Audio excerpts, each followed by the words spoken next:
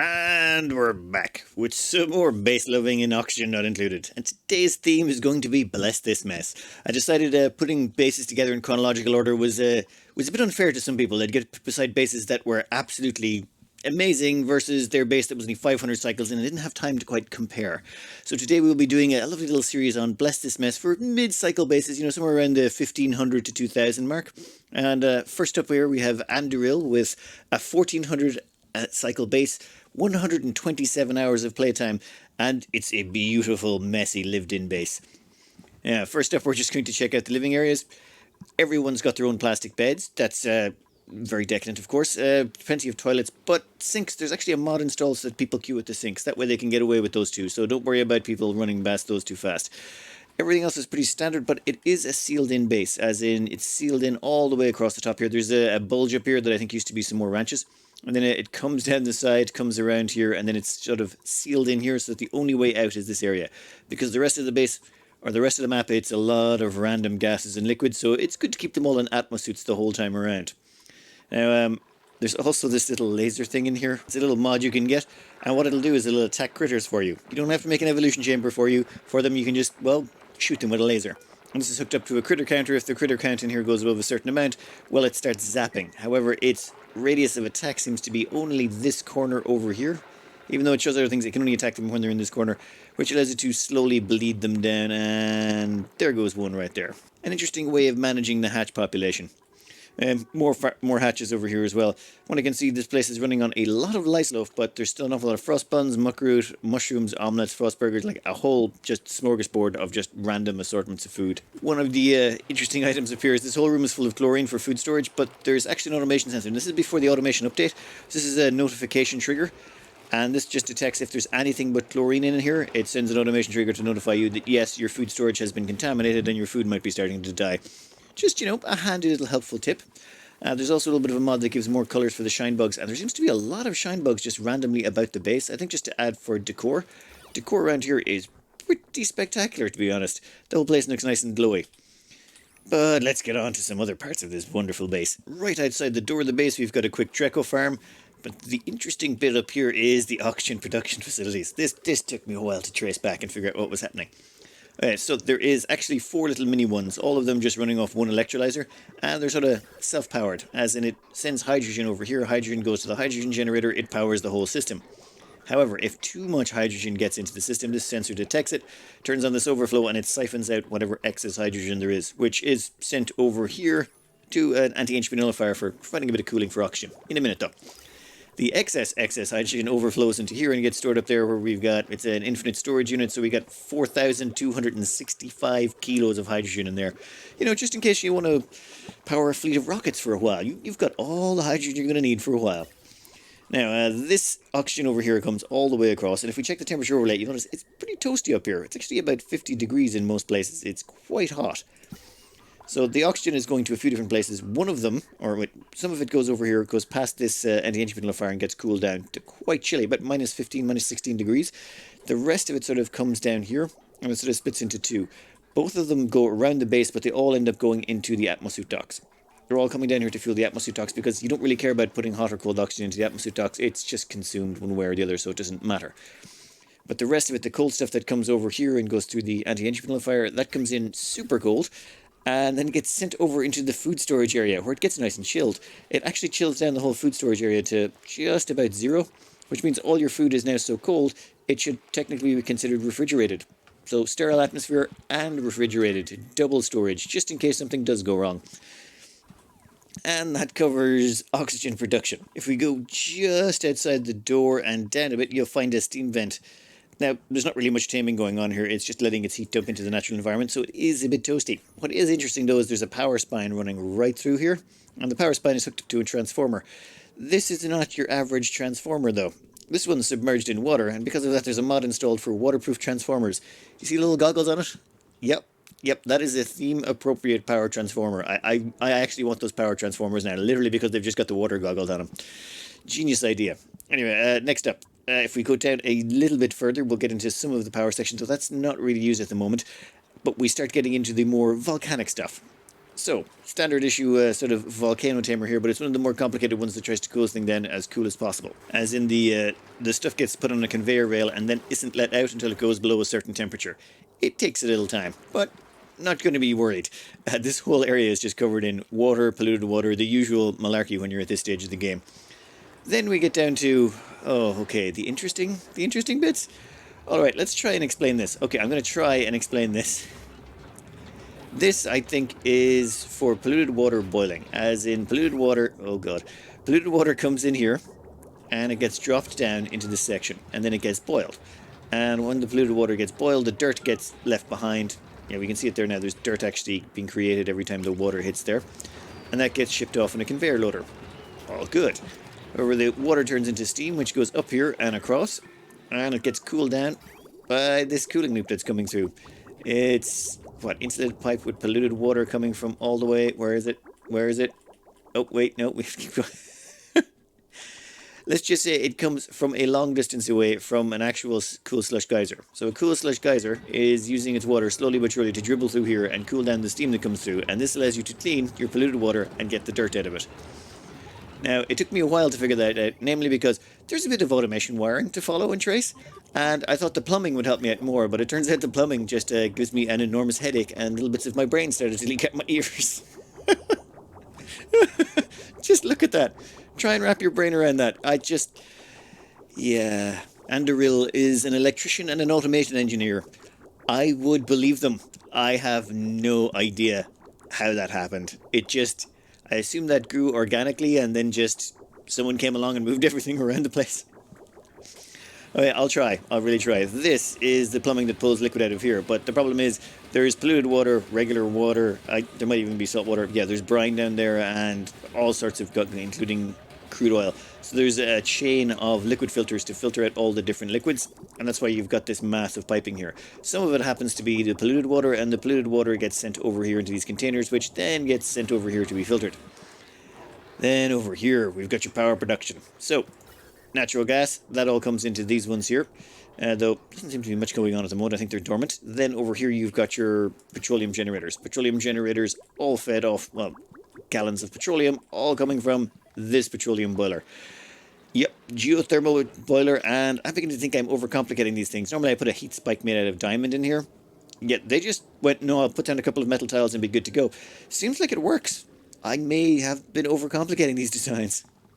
I'll probably still go with the heat spike because I like them, but still. Yep, very simplistic, straightforward petroleum boiler will run for thousands of cycles before you need to worry about changing out the heat source. And that is feeding all the petroleum, which somehow runs back through here. It starts off at what, 128? Runs through here, which seems to be, I think it's insulated? Yeah, they're insulated liquid pipes. I'm not sure why it's going down that way and then back up, but that's the way it's running. But that feeds into this power section here. Now, on the power section, you need cooling. So we've got these 3 aqua tuners up here, and I at least know what 2 of them are doing. This one's cooling down the petroleum generators over here. This one on the right is cooling down this oxide production facility down here. And then the third one in the middle actually cools down the steam turbines above it. Yes. So this whole area is actually surprisingly coolish. Surprisingly coolish. A little bit of infinite liquid storage going on. We've got a whole bunch of crude oil down here, about 6,000 kilos of it per tile, and over here we got about 59,000 kilos to 60,000 kilos of petroleum per tile. So definitely plenty of liquids going around the place. However, this is not all of the power. Well, excluding some of the other stuff, there is this over here. This is a geothermal power setup, and it seems disturbingly simple. How did that vacuum get in there? Oh, I think what happened was the igneous rock that was there just melted. Oh, that's going to cause a problem. Well, this whole thing was running on bunker tiles that are hooked up to bunker tiles with a door in the middle. This is the automation connected between them. This opens and closes the door so there's heat transfer between the two. And this sort of runs the baseline power for the system. Yeah. And then right up here and above it to the right, you'll see what looks like a rocket silo, which is strange because we're at the bottom of the map. In fact, we're just above the magma biome, so that is an enormous rocket chimney going all the way up to the top of the map. Bunker doors are a little bit wider than normal. They're 5-tile wide bunker doors. The save game file will be attached, so if you load this up and you don't have some of the mods installed, this will not run. I'll put a list of mods with the save just in case you want to run this yourself. I had to load up a few, otherwise things just did not work. Now, to bleed out the heat of this, because petroleum rockets do generate an enormous amount of heat, there's actually some cooling loops going on here. They rotate petroleum through here. Sorry, it's hard to see on the edge of the map. Things get a little bit wonky, so there we go. So the petroleum loops loop around, and they basically drain heat out of the silo and drag it into this steam turbine area. Same up here. Just two big cooling loops to suck out heat. Considering it's a petroleum rocket, that seems to be working quite well. I presume there's only one in there at the moment, though. Actually, is there? There might be a second. Nope, just the one rocket, so that's probably why it's cooled enough. Yeah, most people, they think about, maybe mopping up some of those pieces. And Andurill is like, no need to worry about that. If it works, it works. This is one of those bases that has lived in and actually just functions. There was no thought to, like, making it pretty. It was just like, we want this to work correctly. Yeah, I'm definitely believing the electrician and automation engineer bit. Here is your sleepweed farm. Wild sleepweed farm, temperature has already been plummeted ages ago and it's vacuum sealed. So no need to actually worry about this ever getting hot or cold again. It's vacuum sealed. It can't actually change temperature anymore. As long as you have a vacuum between things, zero temperature transfer allowed. Well, dupes will go in and out, but they won't drag in much heat or chill. This just seems to be vestigial leftover stuff. All the pipes are severed. We've all got a bunch of that around our base. So I love the way there's just blobs of liquid everywhere, and they're just... I would have to mop it. I'd be like, no, I'll do a mop command, get rid of that. But when you think about it, they're all in suits. It doesn't actually make a difference. If you've got liquids lying around the place, and everyone's in suits, it makes no difference to gameplay, so why should you bother? I mean, I can't help myself. I know a lot of other people can't help themselves, but you don't really need to, do you? Oh my god, that'd drive me so crazy. Works perfectly, though. Works absolutely perfectly. Now, up here you've got your standard V-miner design. So V-miner is just to make sure to clear out the regolith, and below that we've got our solar selection. Also, all of the space scanners to make sure you've got full view of space. And that is Andurill's base. Oh, I love the magnificent sculpture in the middle, the monument. It sort of sums up this base perfectly, I think. You've got the nice decor, but it's like a whole bunch of random junk at the bottom, little blobs of liquid, a layer of polluted oxygen, layer of clean oxygen, other layer of polluted oxygen, all full of slime lung. It's like, no, it works. I mean, we don't care about the little things. Minor things don't matter. Plumbing-wise, this base looks...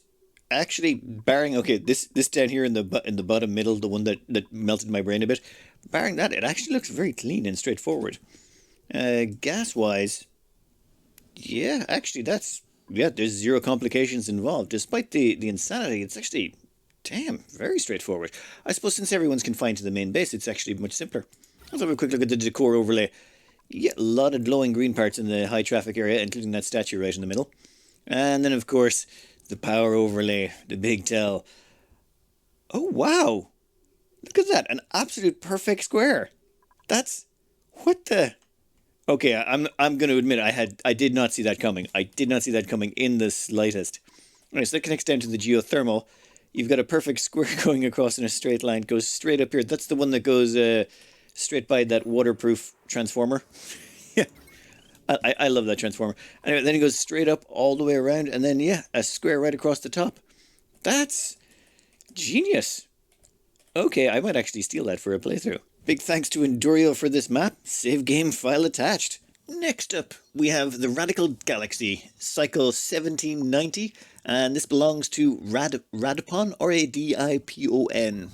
Now, I feel a little bit bad putting this in the Bless This Mess category, but at the same time, just have a look at this center core base here.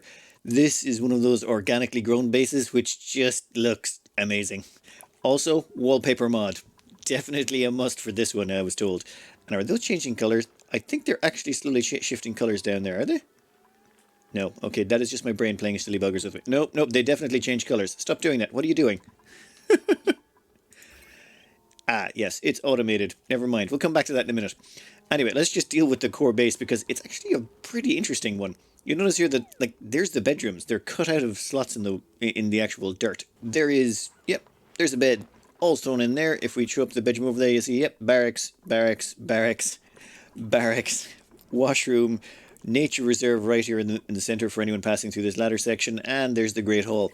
Food storage over here in the far corner, all submerged in carbon dioxide for that nice easy food collection bit.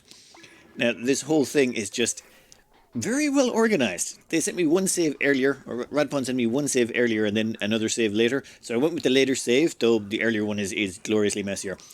But, I don't want to be mean. This is definitely a more finished product. Now, over here you've got your pips. Your pips are, I think this is mostly for the lumber, though honestly there is so much going on in this base, it's hard to keep track of everything. It's a smorgasbord of everything going on. Like, for example, there's another bedroom, like there's another barracks over here. What is it doing there? Everything is just, it just seems squeezed in wherever there was space. There's a second great hall. Why? What's it doing there? Anyway, then over here we've got, this is going to be a little tricky, so let's just follow one thing, and from there it'll show us a lot more. This here is an aqua tuner cooling loop. 37 degrees is what it's set to cool to, and that actually goes all the way around here, cools down these ethanol production facilities, goes up here, cools down the outside of these metal refineries, doesn't actually cool down the exiting coolant, that coolant goes through just a steam room. Then it goes all the way over here and goes through this entire section. This is a reed fiber farm, wild reed fiber, so it goes all the way through there before coming back around and in, past the molecular forge, and then all the way back up, cools down the steam turbines up top here. Those steam turbines are eating the heat from these metal refineries. Then it goes up past these transformers, up here to the Draco farm, and then all the way back down again and back in to get more cooling. Oh, wait, no, there's an actual liquid reservoir here to even out the flow, so everything keeps it at an equal, easy temperature. Fairly straightforward and simple, right? That keeps things confined to one area. But now let's do something a little trickier. Let's figure out where is all the water coming for these thimble reeds, right? Those thimble reeds, they're pretty water intensive, so there's quite a lot of them growing right now. Where's the water coming from? And notice the water actually comes all the way down here and actually continues down, so we'll actually have to start here and trace it all the way back. So that goes all the way back up here, all the way back up here. Now this is actually a little bit of a tricky bit. It goes up here and goes left. It doesn't actually go straight on. That's actually going up to feed the pinch pepper nuts up there. So that goes around here. Then it does a little bit of a weird zigzag here. I think this is some vestigial piping left over, but that's fine. Then it goes through here, but it's going in radiant piping, normal piping, and metal tiles. I wasn't quite sure. Then you see the water's coming in at 21 degrees. I don't know if it's trying to even out the temperature or just stagger the temperature there. We're not quite sure. But it reverses all the way along. Then it hops across here. Some of it was going to continue straight on up here, which seems to be a shut-off for something, and I am not tracing that. No, we're not going to trace that. We're going to stay focused. We're going to continue all the way down here, past a whole bunch of random bedrooms and some flashing lights. So every so often I'll tune into the pipe view. Then we come down here and go across, which jumps into a liquid storage tank, which just happens to bypass some wild oxyferns, a couple of kilns, and a rock crusher. God knows why. Oh, and there's an atmosphere dock over there. Then it keeps going back here, comes all the way down past those atmosphere docks we just mentioned, comes down here, hops across, and it's going through this seems to be an interchange of metal tiles, probably for some sort of temperature evening out. I'm going to assume that it has something to do with the liquids coming out of this aqua tuner. So there's some sort of temperature evening out going on right there. Then it goes over here into this liquid reservoir. This liquid reservoir feeds back in here, which then... okay, so there's no liquids coming from this side, but that probably feeds in polluted water intermittently. This probably feeds in polluted water intermittently, which means the main source of the polluted water is actually coming from up here, which is back the way we came, which seems to be running parallel to the pipe system we just traced. In fact, it's identically parallel to the pipe system we just traced, which goes all the way back up here, hops across, yep, and there it is, parallel to the pipe system again. This is the one we zigzagged past on the way down here, which goes all the way up here. There's the pinch of pepper nuts and the thimble reed we were talking about earlier. So we've come all the way back around. Goes all the way up. Goes all the way over here. This seems to be some polluted water feeding on from God knows where. Algae distillery. Okay, fine. Yeah, that makes perfect sense. Comes back around here. Then there is a cool slush geyser here, which is actually pumping water. This is a source of water. There is a source of polluted water coming in from here, depending on water pressure. But there's more. It just keeps going up here, which hops across this bridge, keeps going up, over here, which comes down, goes through here, all the way around, I swear to God, and is fed by polluted water coming out of the natural gas generators. Yeah, so we've just been around about 2/3 of the map just to figure out where the polluted water was coming from for some reed fiber. And that's pretty much the story of anything you try to trace on this map. It is all so deeply interconnected, it's amazing. Now, let's have a quick look at this. This is a couple of natural gas generators, well, quite a few natural gas generators, and they're all fed off a little miniature sour gas boiler. Right. So, crude oil comes in here, gets dumped off at this section. Oh, Have the automation rules changed? No, I don't believe they have. So then as it stays up here, this sour gas, or the natural gas, is running past it, and it actually heats it up. Once the liquid pressure goes above a certain point, it gets pumped out and dumped in here. Then once it gets up to there, it gets boiled by this aqua tuner, which turns it into sour gas. Sour gas floats down, counterflows past this natural gas, actually showing the temperature overlay. And then eventually when it gets to the bottom here, it gets frozen by some radiant liquid pipes. Now this is more of an intermittent boiler. It's not on constantly, so it's only on for a little bit. That's why it's only got 2 gas pumps here. It produces about 1 kilo on average of natural gas, it seems, a second. And yeah, that's a miniature little natural gas boiler to run this many natural gas generators to produce this much polluted water to get dumped into some reed fiber farms. And I do love the way that they've got, they've got obsidian wallpaper at the bottom to give you the black, and then they've got the iron ore wallpaper to give you the orange, and then at the top they've got the gold wallpaper to give you the yellow. Just all nice colour coordinated. Now, let's go over here and have a quick look at our half Rodriguez's. All of this oxygen production here is just dedicated towards space. In fact, you'll see there's even more oxygen coming from down in the base to go up here. This pipe spaghetti junction, it basically just means if there's oxygen available, it all gets dumped in here, and you have 2 kilos of oxygen getting pumped in here to get turned into liquid oxygen. I'll cover that in a second. All the excess, it just gets dumped into space. Well, some of it gets dumped into space, the rest gets sent across here to a little mini base. This is where they've converted this entire area into a little bedroom slash dining area place. So a few dupes are actually permanently stationed up here. Also, yeah, there's Max grabbing a tan while they're up here. That light, that's actual natural sunlight. No sun lamp required, actual natural sunlight. Gotta love it. Now, that's where all the oxygen goes. Let's have a quick look at this oxygen production facility though, shall we? This is actually a very, very simple and powerful system in its own right. All that happens is supercoolant goes to this aqua tuner, cools down the outside of this metal box. Any oxygen that ends up here gets turned into liquid. That's pretty much it. But any liquid that ends up in there is immediately pumped out and is dumped around this ring. Now, the ring is made of ceramic, but it's just, oxygen flows out, goes all the way around through everyone's oxygen tanks, and then comes all the way back in again. And then gets dumped back into the system, it comes back around here. You can see it rotates through the corner here where there's a radiant aluminum pipe just to get re-chilled. If it's any way heated up at all, it should get re-chilled as it passes through that tile. Pretty risky, but it seems to be working just fine. What's going on over there? Oh, yeah, cargo drop off. The system's not actually that full of liquid. If it was, this would start to actually fill up, but it's not. Same down here. This is actually the exact same design, but for hydrogen. It's just very, very simplistic. Works just fine, though, from what I can tell. Nice. Yeah, but also not built aligned. They're just built organically where they needed to be. All right, that's enough of space. Turns out when they were first starting out, though, let's grab the star map here. The closest planet for fullerene was this one here. None of the closer planets had them. So they had to wait until they got to the 80k ring to get fullerene, which means they ended up having to make liquid oxygen without fullerene. I was advised it took an awful lot of thermo aqua tuners, the gas-based ones, cooling down hydrogen to make it work. Yeah, fun times. I've never been that unlucky yet, but I know a few people who have.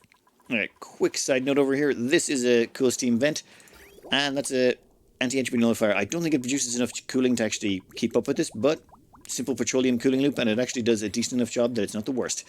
Where were we? Yeah, just look at that base. It's so organic shaped. Let's have a quick gander over here, though.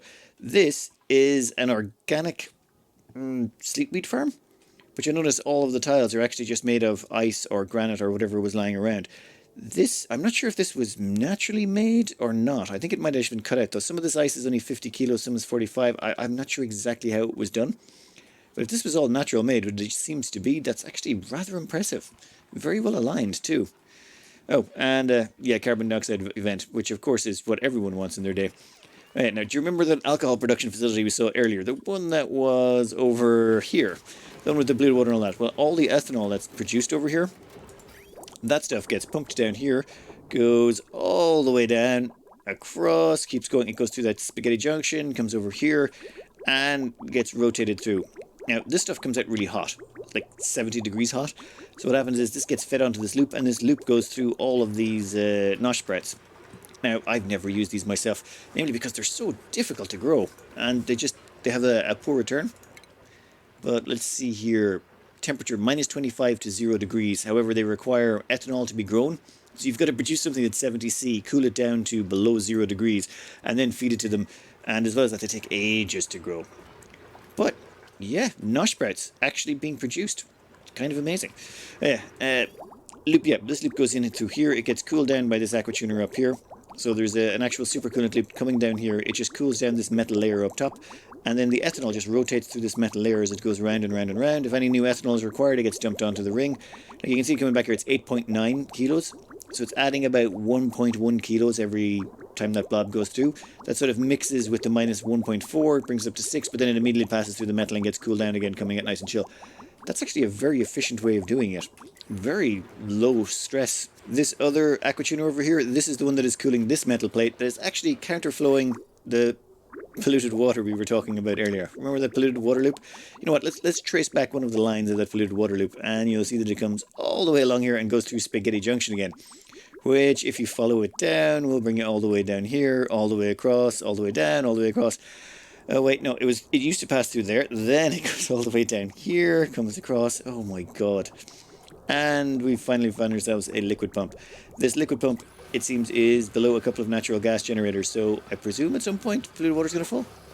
Wait, where is the polluted water from the petroleum generators going? That should actually be landing there, or is it boiling? Oh my god, it's instantly boiling because it's too hot down here. Okay, never mind, but that polluted water should be getting pumped up to the thimbleweeds above. This down here used to be the main source of meat for the base, with all the slicksters. However, slicksters have been migrated away from since, especially though since it's like 125 degrees down here. All that polluted water is insta-boiling. But, where is it? Ah, yes. The whole base is, well, a lot of the base is powered by this petroleum boiler as well. A lot of the crude oil comes in here, and it is powered by 2 volcanoes, and if they weren't enough, there's a third one just above, just in case anything goes wrong. All kept in a nice vacuum, just to ensure that there's not too many issues, because otherwise this whole place would be an absolute sauna. Yes, now, crude oil, where is it coming from? Well, where did I put those? Damn it, I missed out on one. Ah, yes. There is an oil well over here, and then there is another oil well over here, here, and here. So there's a whole bunch of oil just pouring down into this area. So yeah, crude oil is not going to be a problem for a very, very, very long time. Now, water-wise, they're all running on just about the dregs of the leftover water. There's no point powering them too much, namely because this whole part of the map is flooded in crude oil already. Food-wise, though, what happened? Once they were weaned off sixters, it was straight onto the more ethically farmed shovels. Yes. So here's all the shovels that are stored down here and ranched quite heavily. Now you'll notice that's a weird looking ranch, right? But how many tiles do you think it is? If you guessed the maximum size of 96, you would be correct. This one down here, though, is only 44. So yes, even no matter where they are, the rooms are still about the correct size, even if they are just ludicrously shaped. But finally then, we need to get to the point of, dear Lord, that is actually a beautiful looking base. Just you can see how it's organically grown. Like even if you look at the kitchen here, this is just this is where all the food is stored in a nice CO2 pit, but it's literally cut out of the original starting materials. There's no tiles in there that are not natural. Oh, apologies.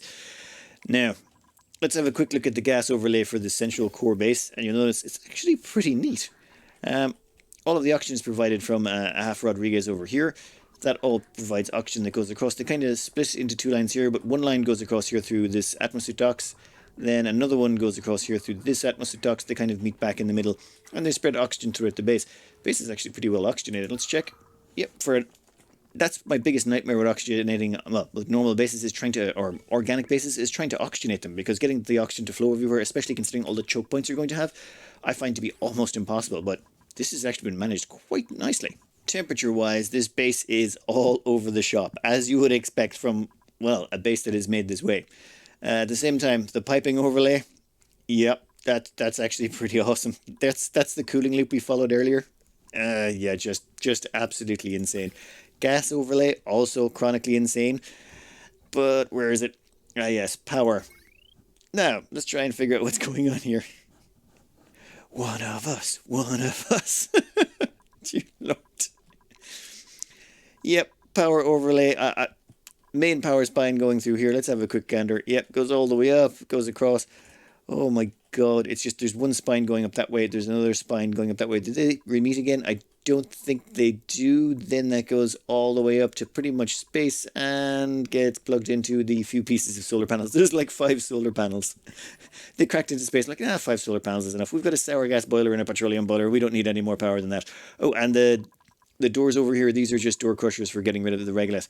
I think they move it all along to this point here where it's collected. That would explain why there's 97 tons of filtration medium right there. Anyway, to do things, awful lot of automation required, but pretty much a copy-paste job. He worked quite well. A quick demonstration of this little sucker in action. These are always interesting to watch on the go. That's awesome. And it just crushes them all the way along. And whoa, whoa, whoa, do not go up there, Joshua. What are you doing? Crazy nutter. Can you get back down again? Probably, we'll find out in a minute. So it crushes it all the way across. Now, once the automation is completed, it opens right back up again. And you'll notice there's a giant pile of regolith right there. Now, supposedly it's supposed to dump it all the way to the end, but it doesn't seem to have done it this time. Don't think it's moving over because either I've got the wrong mods, or my mods are conflicting, or maybe it's just the game has gone on long enough. Actually, how is that regolith blocking that? Ooh. Oh, never mind, there's some invisible regolith there. You know what? I've never messed with those things, so I'm not even sure how I diagnose that. Anyway, this is... You can still see all the little gaps between everything and how this was organically made. Quite impressive. Bless this mess all right. Anyway, thanks again to Radipon and Andurill for their maps. I'll have the save game files attached to the bottom if you want to have a look yourself. I'm going to try and stick things more thematically and try and stick maps together that are more related to each other than just chronologically, so it'll be a slightly different order. But I hope you enjoyed and good luck.